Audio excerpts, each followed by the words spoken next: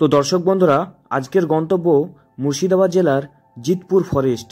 আর এই ফরেস্টে কি আছে সেসব সমস্ত ডিটেলস কিন্তু এই ভিডিওর মাধ্যমে আমি তুলে ধরার চেষ্টা করব।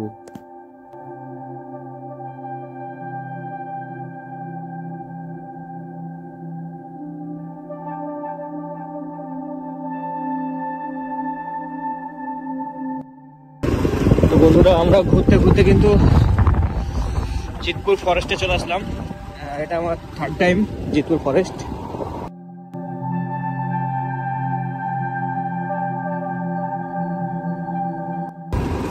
দুদিকে দেখতে পাচ্ছি গভীর জঙ্গল।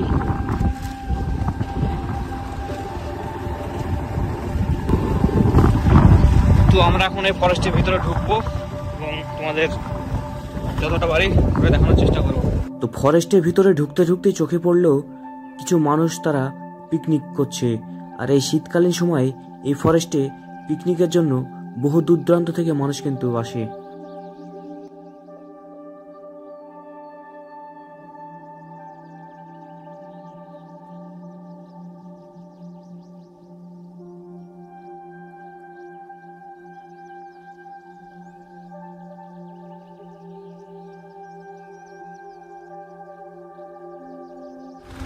কিন্তু ফরেস্ট গার্ডের রুম, এখন মানুষজন থাকে কি জানি না।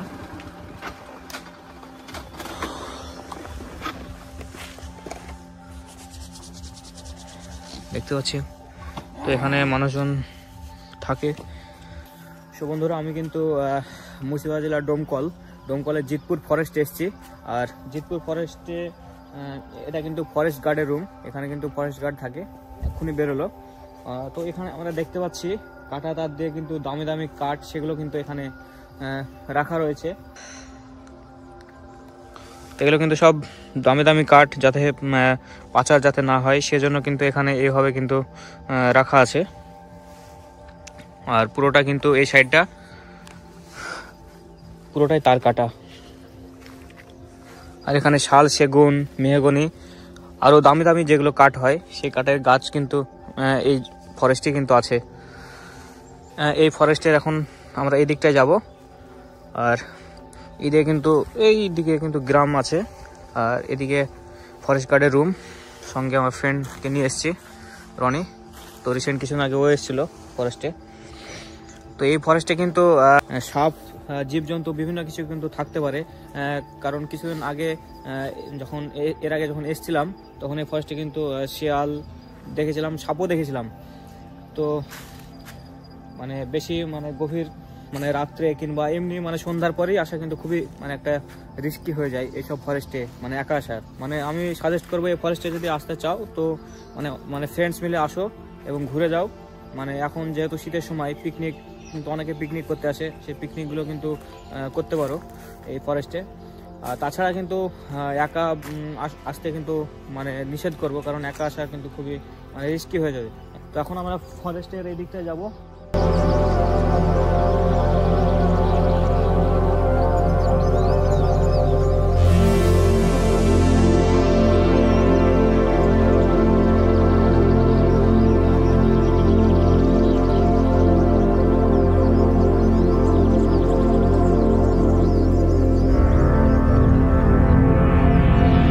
তো আমরা এখন এদিক দিয়ে এসেছিলাম। আর এখন এখানে দেখতে পাচ্ছি ফরেস্টের মধ্যে কিন্তু এরকম একটা বালির একটা খাদান রয়েছে। এখানে কিন্তু আমি জিতপুর ফরেস্টের যে প্রথম আমি যে ভ্লগটা করেছিলাম, আমার চ্যানেলে আছে এখনও।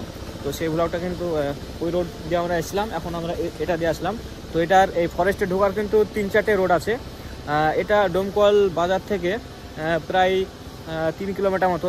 তো আমি কিন্তু জিতপুর ফরেস্টের পুরো ভিডিওটা তোমাদেরকে কিন্তু দেখালাম। তো এটা আমার থার্ড টাইম জিতপুর ফরেস্টে আসা। এর আগে আমি এসেছিলাম। তো আমার ব্লগটা এখনও আছে, তোমরা যারা এখনও আমার আগের ভিডিওটা যারা এখনও দেখতে চাও অবশ্যই চ্যানেলে আছে, কিন্তু তারা দেখতে পারো। তো এই জিতপুর ফরেস্টে কিন্তু খুবই রিস্কি, ফরেস্টটা কিন্তু অনেক এরিয়া জুড়ে কিন্তু আছে। এখানে আমি বলবো একা আসা কিন্তু খুবই বিপজ্জনক। খুবই মানে রিস্কি হয়ে যাবে, কারণ এখানে অনেক বন্ধুরা মিলে কিন্তু এখানে আসতে পারো। এবং এখানে অনেক শেয়াল, বিভিন্ন ধরনের শেয়াল, কিন্তু সাপ, এর আগে আমি এসেছিলাম কিন্তু সাপ দেখতে পেয়েছিলাম। রিসেন্ট আমার ফ্রেন্ড এসেছিলো এই ফরেস্টে, সে কিন্তু 4-5টা শিয়ালের সম্মুখীন হয়েছিল কিন্তু। তো এটা কিন্তু খুবই বিপজ্জনক। তো সেই জন্য বলবো একা প্লিজ কেউ আসবে না, সঙ্গে করে বন্ধুদের নিয়ে আসবে। তো এখন শীতকাল, সেজন্য এখন পিকনিকের জন্য খুবই ফেমাস এই ফরেস্টটা। তো এটা কিন্তু আমাদের বাড়ি থেকে প্রায় 9 থেকে 10 কিলোমিটার অ্যারাউন্ড এরকমই হবে।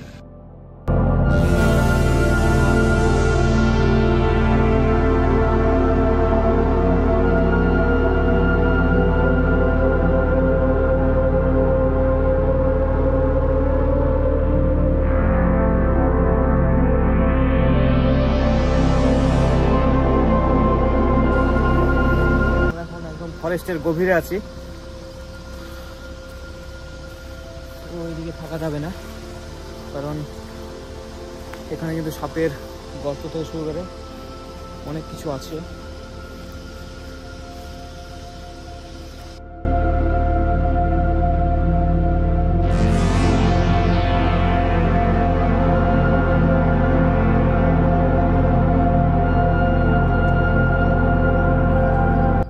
সন্ধ্যা কিন্তু নামছে, তো চলো ওদিকে দেখা হচ্ছে।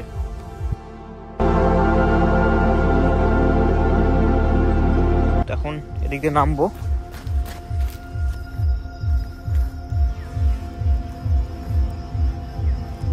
তো এইসব ফরেস্টে কিন্তু সাপের আতুরখানা, কারণ সাপ বিভিন্ন মানে বিষাক্ত সাপ কিন্তু থেকে থাকে সব গভীর ফরেস্টে। তো এই জায়গাটা বেশ ভালো লাগলো।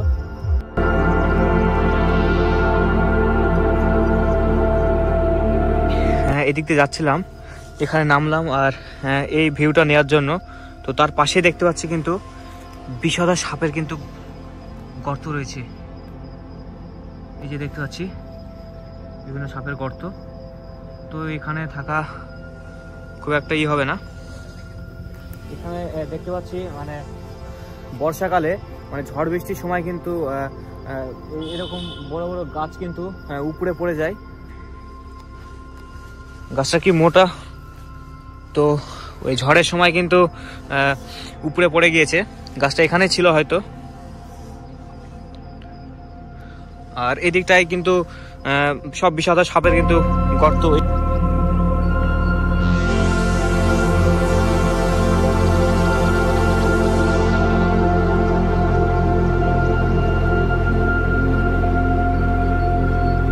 তো এই ছিল আজকের ভ্লগটি যদি তোমাদের ভালো লাগে অবশ্যই লাইক, কমেন্ট, শেয়ার করতে ভুলবে না। আর চ্যানেলকে যদি নতুন থাকো তো চ্যানেলটি অবশ্যই সাবস্ক্রাইব করে পাশে থাকবে। সো দেখা হচ্ছে নেক্সট ব্লগে।